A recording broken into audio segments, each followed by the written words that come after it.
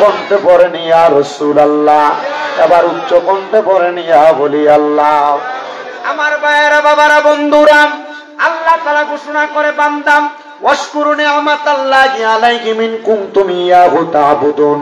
বান্দারে, তোমরা আমি আল্লাহর নিয়ামতের শুকরিয়া আদায় করো যদি তোমরা আমি আল্লাহর ইবাদত করো। নামাজ, রোজা, হজ, যাকাত, দান, সদকা, সকল ইবাদত বলেন আমরা করি কার জন্য? আপনার কি কষ্ট হয়? কষ্ট হইলে আমি বলবো, আমি ইনশাআল্লাহ মোটামুটি শেষ করে ফেলবো তাড়াতাড়ি। আমি অল্প সময় বয়ান করব। আমি মাহফিল কিন্তু নতুন না, এবার কয়বার জানি? তিনবার না? তিনবার। জি সবাই কথা। আচ্ছা, ঠিক আছে। তাহলে আপনারা বলেন আমরা সবাই ইবাদত করি কার জন্য? ওই আল্লাহ ছাড়া কারোর ইবাদত করা যাবে নি। আল্লাহ ছাড়া অন্য কারোর ইবাদত করা শিরক। কি বলেন না? আল্লাহ ছাড়া অন্য কারোর ইবাদত করা শিরক। এজন্য মুসলমান ইমানদার ভাই বাবারা, আমার নবী রাহমাতুল লিল আলামিন নবীজি হযরত জাবির ইবনে সামুরা রাদিয়াল্লাহু তাআলা আনহুর হাদিসের মাধ্যমে জানায়া দেয়, নবী আমার ডাক দিয়ে কই উম্মতের দলেরা শুইনা রাখো, দুনিয়ার জমিনের মধ্যে আল্লাহ তাআলার প্রশংসা যে বান্দা করবে, শুকরিয়া আদায় যে বান্দা করবে, আমার আল্লাহ তাআলা ওই বান্দার নিয়ামতের পরিমাণ বাড়ায়া দিবে। সুবহানাল্লাহ কোন। মানে মনে করেন স্বাভাবিক অবস্থায় আমাদের সমাজে অনেক মানুষ যারা বাড়ার ঘরের মধ্যে ঘুমায়, টিনের ঘরের মধ্যে ঘুমায়, এই মানুষগুলা চিন্তা করে আল্লাহ যদি আমার একটা বিল্ডিং ঘর বানায় দিত, আল্লাহ যদি আমার একটা সুন্দর মানে দোতলা বিল্ডিং বা একতলা বিল্ডিং বানিয়ে দিত। এ বান্দা কয় না যে আল্লাহ আমার টিনের ঘর দিছে আলহামদুলিল্লাহ। আবার যে ব্যক্তি বিল্ডিং ঘরে ঘুমায় এ চিন্তা করে আমার যদি আর একটা বাড়ি থাকতো, মানে বান্দা আফসোস করে আফসোস। কিন্তু না না না, মনে রাখবারে আমার রামপুরের বাবারা, হুমনার বাবারা, যদি তুমি আমি আমার আল্লাহ তাআলার প্রশংসা আদায় করো, শুকরিয়া আদায় করো, যে অবস্থার মধ্যে থাকো না কেন, আমার আল্লাহ তাআলা তোমার নিয়ামত বাড়ায় দিবে। সাহাবায়ে কেরাম বলি ইয়া রাসূলুল্লাহ, ইয়া হাবিবাল্লাহ, নবী গো আপনার কাছে জানতে চাই, আপনি নবী বলেন না আমার আল্লাহ তাআলার নিয়ামত আর কেমনে কেমনে পাওয়া যায়? নবী আমার কই উম্মতের দলেরা, এক নাম্বার শুইনা রাখো, যখন আল্লাহর বান্দা আল্লাহ তাআলার কোরআনের অধিক পরিমাণ তেলাওয়াত করে, তখন আমার আল্লাহ তাআলা বান্দারে আল্লাহ তাআলার নিয়ামত বাড়ায়া দেয়। অধিক পরিমাণ কোরআন তেলাওয়াত আল্লাহ তাআলার নিয়ামত বাড়ায়া দেয়। এই জন্য আমি আমার রামপুর এলাকার পর্দার অন্তরালের মা বোনদের কাছে বলবো, আপনারা আমার আল্লাহ তাআলার কোরআনটা বেশি বেশি করে তেলাওয়াত করবেন, যেন আমার আল্লাহ তাআলা আপনার নিয়ামতটা বাড়ায়া দেয়। দুই নাম্বার, আল্লাহ তাআলার ইবাদত বেশি বেশি করে করবেন, আমার আল্লাহ তাআলার অধিক ইবাদত আল্লাহ তাআলার নিয়ামত বৃদ্ধি হয়, আল্লাহ তাআলা অধিক পরিমাণ নিয়ামত বাড়ায়া দেয়। এবার আপনার মনে প্রশ্ন, হুজুর আল্লাহ তাআলার নিয়ামত কোনটা? আমাদের তো নিয়ামতের পরিচয় জানা লাগবে। নিয়ামত দুই প্রকার, জবান বন্ধ নাই, জোরে কোন নিয়ামত কয় প্রকার? আস্তে কইছে আরো জোরে কোন নিয়ামত কয় প্রকার? এক নাম্বার নিয়ামতে উজমা, দুই নাম্বার নিয়ামতে উস্তা। নিয়ামতে উজমা, নিয়ামতে উস্তা।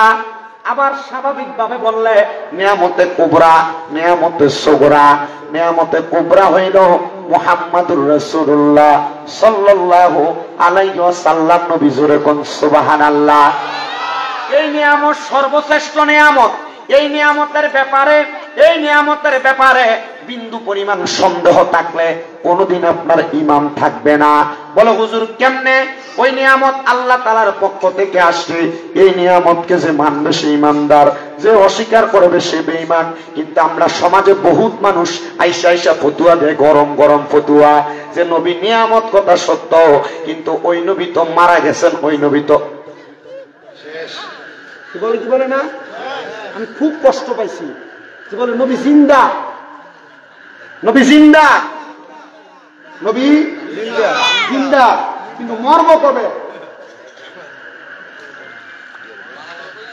এতে আব্দ ফেরে বইলা দিবেন বলে যারা নবী তারা কখনো মরে না। যারা নবী তারা কখনো মরে না। নবীরা ইন্তেকাল করে, ইন্তেকাল। এর জিগাইবেন ইন্তেকাল শব্দের অর্থ কি? ইন্তেকাল শব্দটা আরবি গ্রামারের ভাষায় ভাবে ইনফিয়ালের ওজনে।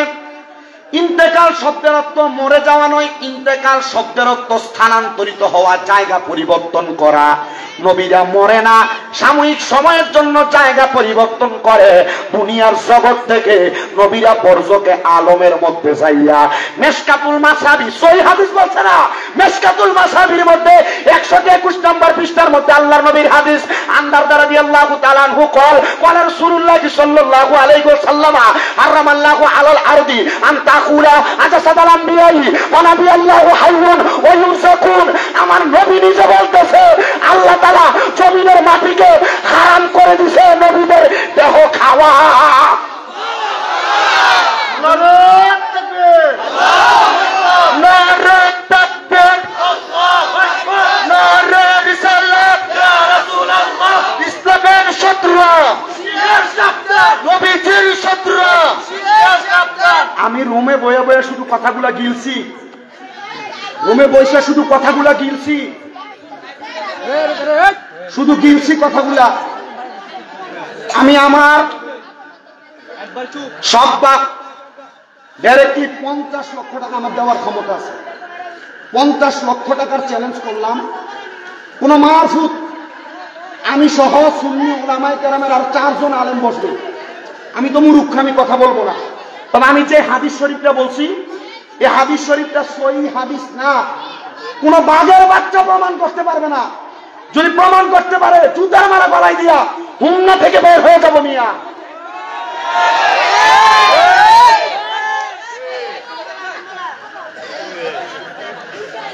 রসুল জিন্দা, কবে মরবো আপনার কাছে প্রশ্ন ফিরে গেছে না?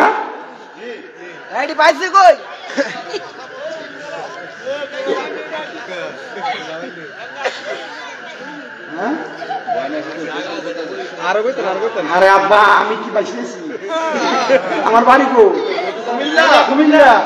এটা কুমিল্লা জেলার একটা থানা না, পাঞ্জাবের কেমুঠার দলিল দিতে হইব, হয় আমার বাঞ্জা রাখবেন না তার বাঞ্জা রাখবেন। সাধারণ পাবলিকের কাছে বিভ্রান্ত সরাইব কেন? এ মূল কথাটা বহেন বুঝছে। আমরা কোরআন হাদিস বুঝি না। ওই কইয়া গেছে না যে আলেমের ভিতরে অনেক আইব, দাড়ি টুপি পাঞ্জাবি সব আছে, শয়তান এক জাত। এখন এই হাদিস শরীফ থেকে বুঝেন শয়তান হেজাব। আপনি তো হাদিস বলতে পারবেন না, কইবেন হুজুর মেশকাতুল মাসাবি 121 নম্বর পৃষ্ঠায় বলে ডাইরেক্ট হাদিস, আল্লাহ জমিনদের মাটি রে হারাম করে দিছে, নবীদের দেহ খাওয়া হারাম, নবীদের দেহ খাওয়া হারাম।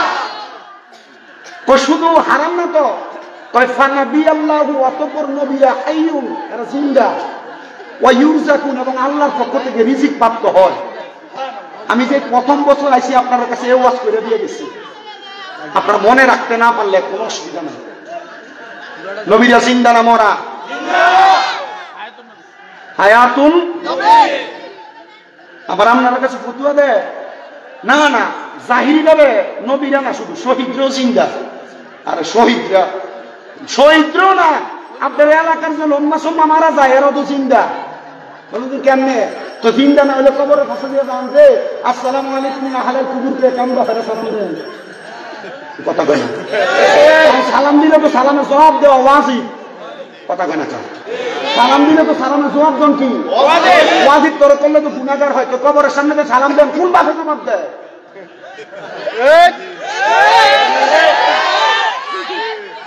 এরপর আর কোনো কিছু কম লাগবো? তো নবীজির ব্যাপারে যার মন্তব্য ঠিক নাই, এরা বাকি যা বলবো সব বাদ। আল্লাহ বোঝার তৌফিক দাও। নাম নাকি তো ভুললেও দেখছি, দাওয়াত দিচ্ছে যে লালদারি হাবিব ভাই আপনি নিরাল বইয়েন, কারোর বোয়ান লাগতো না, কারণ আপনি শুধু আমার একটু রেডি করেন, আপনার অসুবিধা হইব। নিয়ামতের কথা বুঝাইতে লাগছিলাম। আপনার আর কোন সন্দেহ আছে?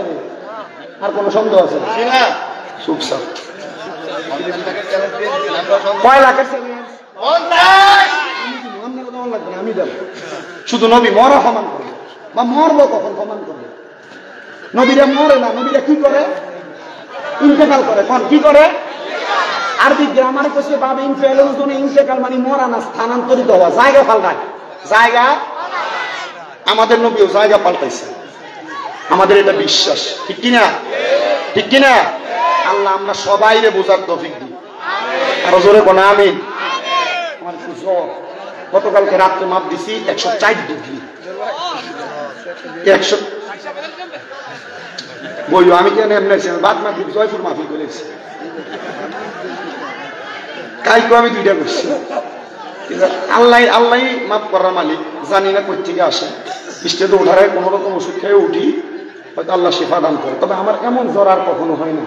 তা আমার এক ওস্তাদের কাছে জ্বরের কথা কোন হুজুর কমা দিস না। রসুল ইসলাম বলছে জ্বর যদি হয় কখনো মনে করবি গুনাহ মাফ হইতেছে। জ্বর হইলে কি মাফ হয়?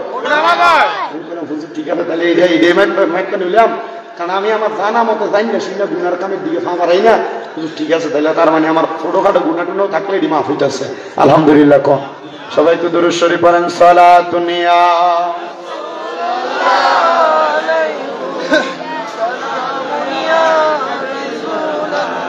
এত আসতে কেন? সালাতুন ইয়া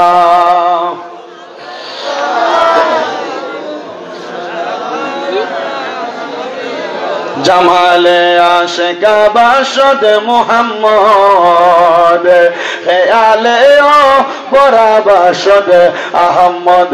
সালাতুন ইয়া রাসূলুল্লাহ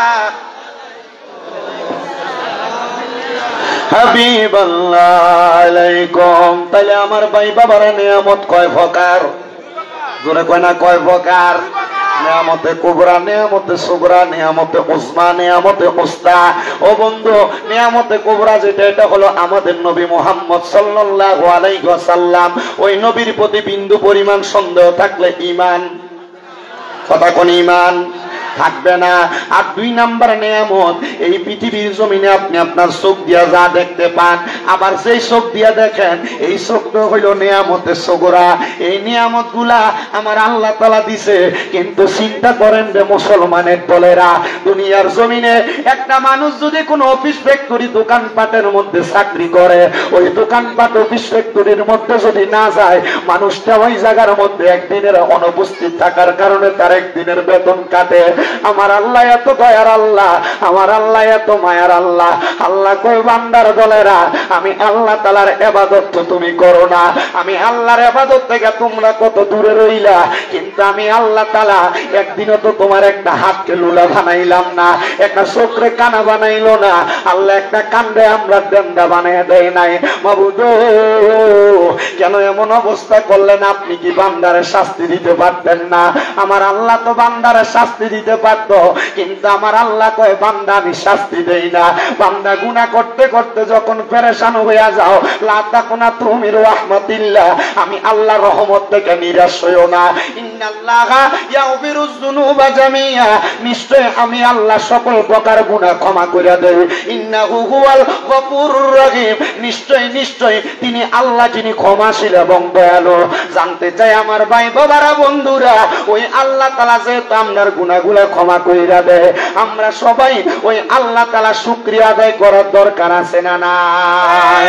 সাহাবায়ে কেরাম কয় নবী গো, ইয়া রাসূলুল্লাহ, ইয়া হাবিবাল্লাহ, নবী গো আপনার কাছে জানতে চাই আল্লাহ তাআলার নিয়ামতের প্রশংসা কেমনে আদায় করব? ওই নবী কয় 2 মাধ্যম। 1 নাম্বার বেশি কোরআন তেলাওয়াত, 2 নাম্বার বেশি বেশি আল্লাহর ইবাদত। এই 2টা মাধ্যমে আল্লাহ তাআলার প্রশংসা করা যায়। আসেন জবান বন্ধ না রাইখা মুহাব্বতের আওয়াজে উচ্চ কণ্ঠে আল্লাহ তাআলার কোরআনের তেলাওয়াত করি আর জোরে জোরে পড়ি, আউযু বিল্লাহি মিনাশ শাইতানির রাজীম, বিসমিল্লাহির রাহমানির রাহিম। ওয়া নুনাজ্জিলু মিনাল কুরআনি মা হুয়া শিফাa'un ওয়া রাহমাতুল লিল মুমিনিন।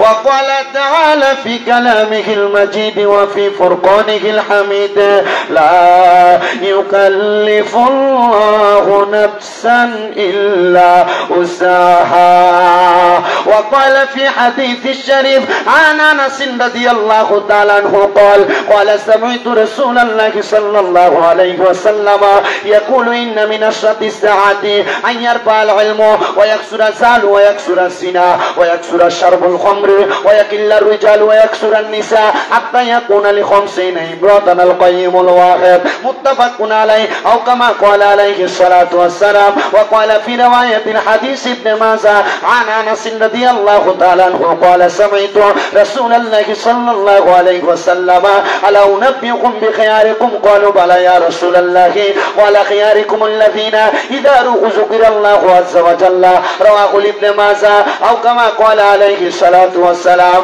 وقال في شان حبيبه ومحبوبه ومعشوقه مخبرا وآمرا إن الله وملائكته يصلون على النبي يا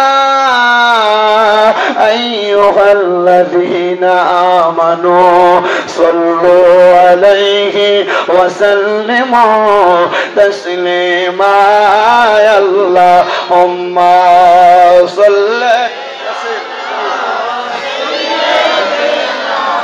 مولانا محمد وعلى مولانا محمد اللهم صل سيدنا مولانا وعلى آل سيدنا। আপনাদের কি দুরূদ শরীফ পড়তে কষ্ট হচ্ছে বাবা?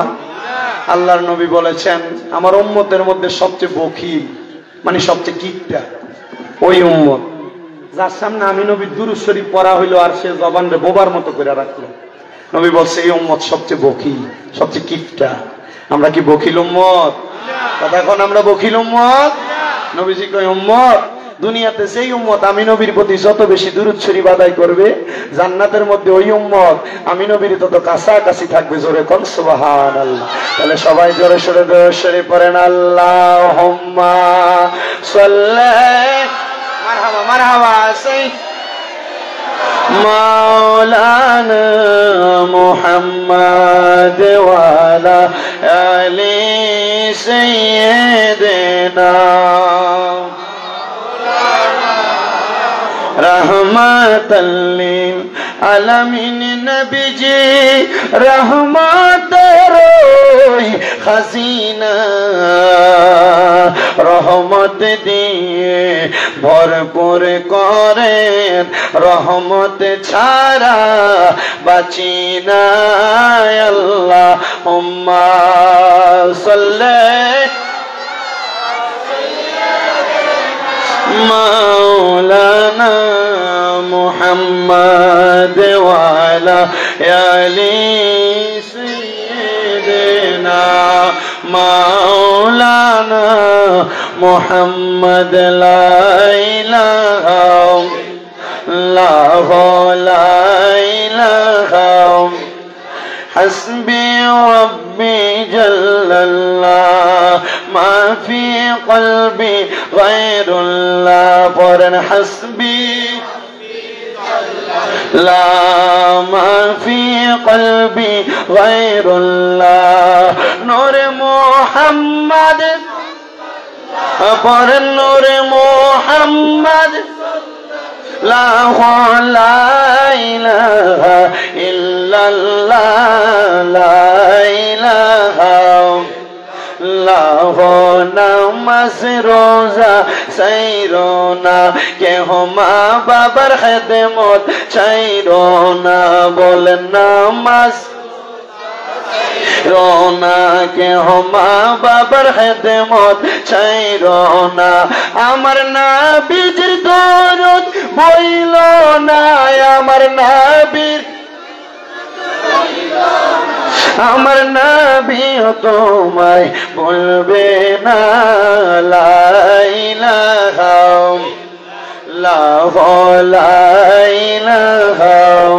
হায়রে অনেক দূরে মদিনা আমরা কেমনে যাব জানি না বলে অনেক নাই আমরা কেমনে যাব জানি না হায়রে দয়া আল্লাহ দয়া করেন রেনে নসিব করেন মদিনা লা ইলাহা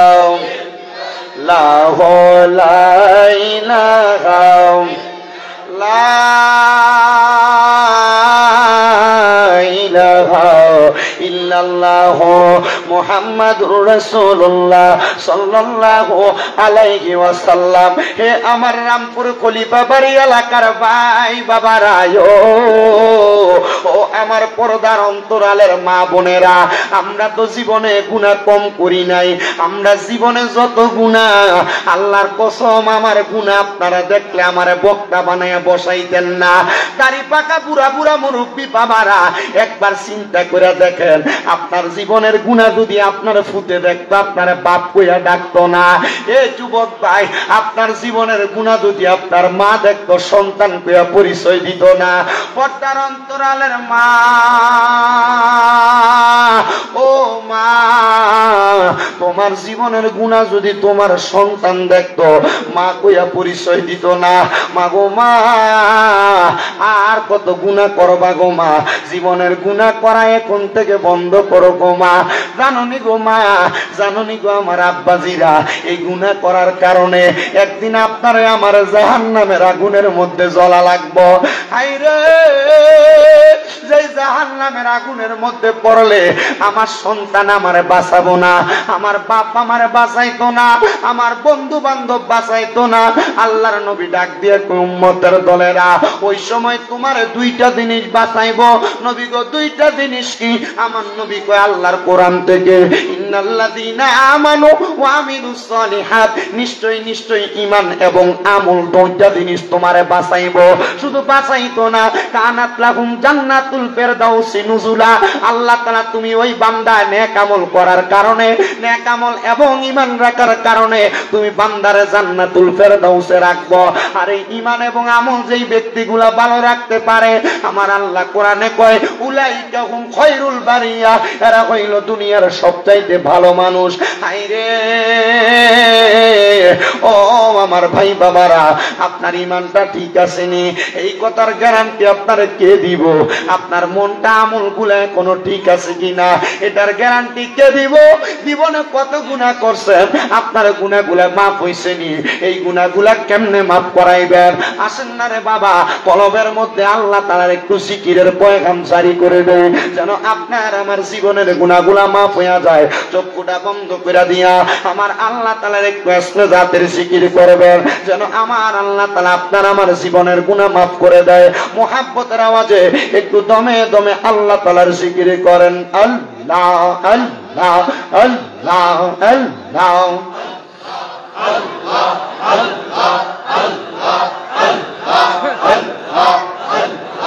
আল্লাহ আল্লাহ আল্লাহ আল্লাহ আল্লাহ আল্লাহ। বান্ধব নাই বান্ধব নাই গো মারহাবা, আল্লাহ আল্লাহ। কবর দেশে বান্ধব নাই বান্ধব নাই গো মারহাবা, আল্লাহ আল্লাহ আল্লাহ আল্লাহ আল্লাহ আল্লাহ আল্লাহ আল্লাহ আল্লাহ আল্লাহ আল্লাহ। জবান খুলে আল্লাহ, আল্লাহর ডাকলে গুনাহ নাই। আল্লাহ আল্লাহ আল্লাহ আল্লাহ। বান্ধব নাই বান্ধব নাই গো মারহাবা, আল্লাহ আল্লাহ। কবর দেশে বান্ধব নাই, বান্ধব নাই গো মারহাবা আল্লাহ আল্লাহ বাঁচাইবে কে তোমাকে ঈমান আমল কিছু নাই তোমার বান্ধব নাই, বান্ধব নাই গো মারহাবা আল্লাহ আল্লাহ নবী সারা আপন কে গো নাই গো মুমিন ভাই নবী সারা আপন কে গো নাই মারহাবা আল্লাহ আল্লাহ নবী সারা আপন কে গো নাই গো মুমিন ভাই নবী সারা আপন কে গো নাই মারহাবা আল্লাহ আল্লাহ রাহমাতুল লিল আলামিন আপনি উম্মতের জাবিন উম্মত সারা নবী কি সুবোঝে না মারহাবা আল্লাহ আল্লাহ উম্মতের লাগিয়া সাজদায় নবী পড়িয়া কান্দন সদা উম্মত বলিয়া হায় রে মুমিন ভাই নবী সারাই আমরার বান্ধব কে গো নাই মারহাবা আল্লাহ আল্লাহ আল্লাহ মেরে হাবিবুল্লাহ আমরার চোখের মনি মক্কি মাদানি হাবিবুল্লাহ আমরার চোখের মনি মারহাবা আল্লাহ আল্লাহ আল্লাহ আল্লাহ আল্লাহ আল্লাহ হাবিবুল্লাহ আমরার চোখের মনি মক্কি মাদানি হাবিবুল্লাহ আমরার চোখের মনি মারহাবা আল্লাহ আল্লাহ পাইতে চাইলে আল্লাহকে পাইতে হবে রাসূলকে পাইতে হবে সত আউলিয়াকে মারহাবা আল্লাহ আল্লাহ পাইতে চাইলে মওলার দিদার পাইতে হবে নবীর দিদার পাইবা যত আল্লাহ তাআলার ওলি মক্কি মাদানি হাবিবুল্লাহ আমরার চোখের মনি মারহাবা আল্লাহ আল্লাহ আল্লাহ আল্লাহ লা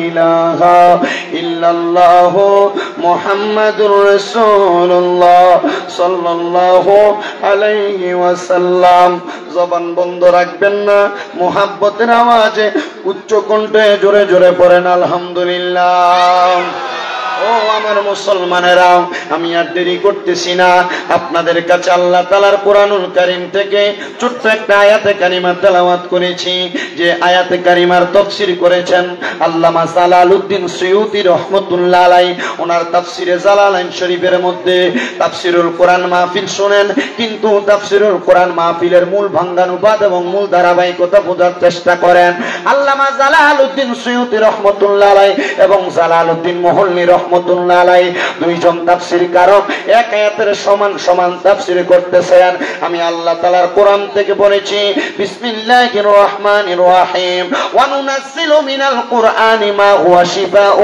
ওয়া রাহমাতুল লিল জোরে কন্না সুবহানাল্লাহ আল্লাহ তাআলা ঘোষণা করেন ওয়া নুনাজ্জিলু মিনাল কুরআনি এবং আমি কোরআন নাযিল করেছি মারহাবা কইতেন না মা হুয়া শিফাউ আল্লাহ তাআলা এটাকে শিফা হিসেবে মানে রোগের নিরাময়কারী হিসেবে ওয়া রাহমাতুল লিল মুমিনিন তাদের রোগের নিরাময়কারী হিসেবে মুমিনদের রোগের নিরাময়কারী হিসেবে আল্লাহ তাআলা কোরআন নাযিল করেছেন ও মুসলমান কোরআন কেমনে মুমিনের জন্য নিরাময়কারী এবার রাসূল সাল্লাল্লাহু আলাইহি ওয়াসাল্লাম বলে ও জগতের বান্দার দলেরা ও জগতের উম্মতের দলেরা যখন তোমরা আল্লাহ তাআলার কোরআনের দিকে তাকাইবা তোমাদের যে কোনো রোগের কথা মরণ হইলে আল্লাহ তাআলার কোরআনে তোমাদের সকল রোগের চিকিৎসা আছে। এবার আপনারা বলেন আল্লাহ তাআলার কোরআনে আমাদের সকল রোগের শিফা আছে না নাই? আরো জোরে কোন আছে না নাই? ও বাবা, আমরা সমাজে কত ফতোয়া, হুজুররে দিয়া কোরআন খতম করান যাইতো না, হুজুররে দিয়া সাফা খতম করান যাইতো না, এত রকমের খতম নাকি হুজুররা বাইর করছে।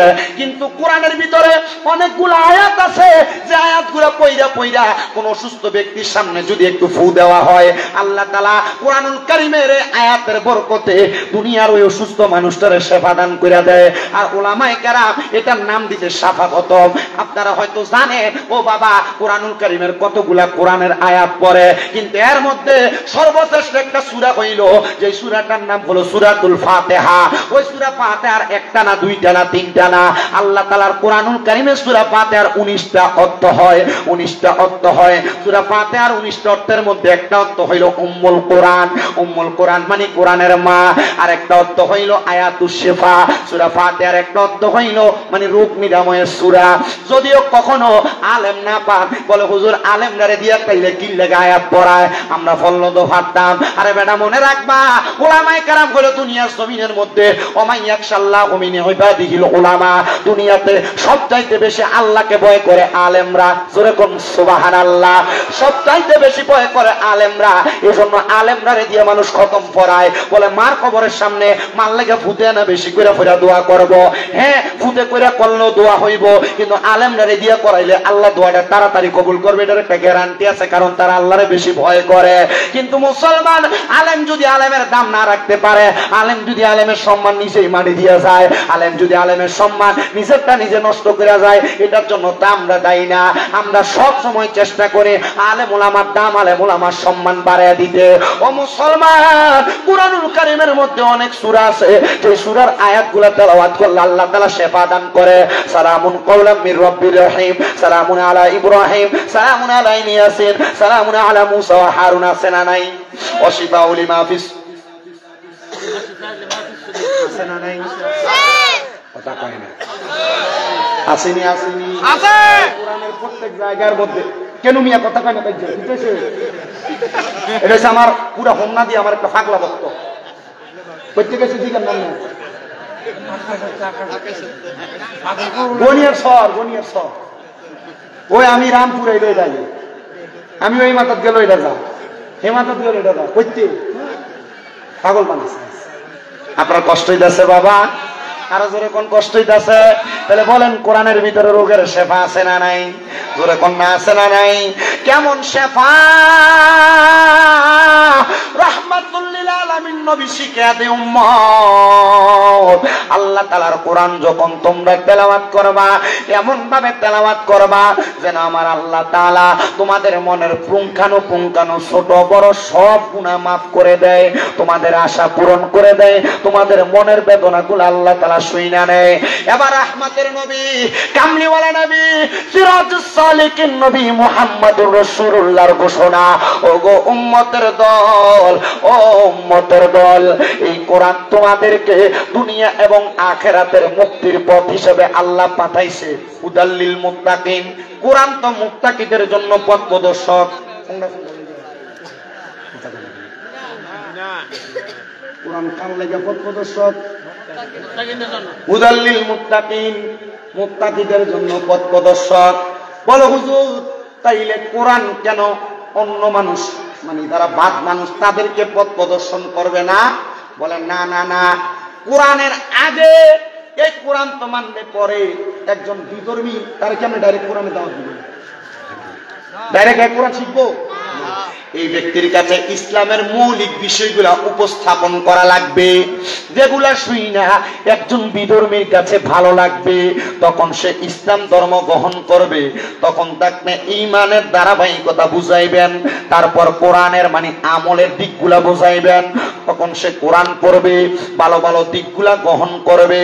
শুনেন বাবারা, এই কোরআন কেমন ভাবে একজন ব্যক্তির শেফার কারণ হয়, আমি আপনাদেরকে শুধু সেই কথাগুলাই বোঝাইতে চেষ্টা করতেছি। আল্লাহ তাআলার অনেক বান্দা দুনিয়াতে বসবাস করে, কিন্তু অনেক হাফেজে কোরআন দুনিয়াতে বসবাস করে। হাফেজে কোরআন মানে বুঝেন তো আপনারা, যারা কোরআন শিক্ষা গ্রহণ করে মানে কোরআন মুখস্থ করে, ওই হাফেজে কোরআনরা আল্লাহ তাআলার কোরআন মুখস্থ করে কথা সত্য, কিন্তু তারা এই কোরআনের তাসির তাদের সিনার মধ্যে কতটুকু আছে তাদের চাইতে বেশি কিন্তু আল্লাহ ছাড়া আর কেউ জানে না। একদিন দামেস্কের জমিনের মধ্যে একজন হাফেজে কোরআনের সিনার মধ্যে কোরআন আছে কথা সত্য, উনি চিন্তা করলেন আমার পেটের মধ্যে বড় ব্যথা হওয়ার কারণে আমার মাথাটা এমন অবস্থা হয়ে গেছে, আমি পাগল পাড়া হয়ে গেলাম, কোনো ওষুধে আমার কাজ করে না, আমি কোনো জায়গায় গেলে এই ওষুধ দিয়ে আমার পেটের রোগটা সেবা হয় না। এবার আমি শুনতে পাইলাম আমাদের এলাকার মধ্যে নাকি একজন হক্কানি ওলি আছেন। ও বাবা, আল্লাহর ওলির দরবারের ভিতরে মাসির ফতুয়া দেয়া যায়।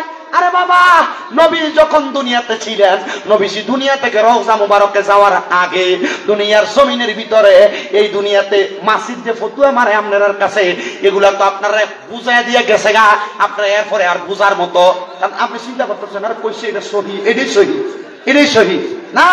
আরে বাবা, মাজারওয়ালা এই ব্যক্তিগুলা তো আল্লাহর ওলি, এই ব্যক্তিগুলা তো হক্কানি। কিন্তু হ্যাঁ, আরেকটা কাহিনী আছে, আপনার এই অত্র অঞ্চলের ভিতরে বিভিন্ন জায়গায় মাজারের ভিতরে আছে না, আল্লাহর ওলির নাম দিয়ে মাজারের ভিতরে বেরিয়ে দিয়ে নাম করা। কথা ঠিক আছে, কথা ঠিক আছে নি?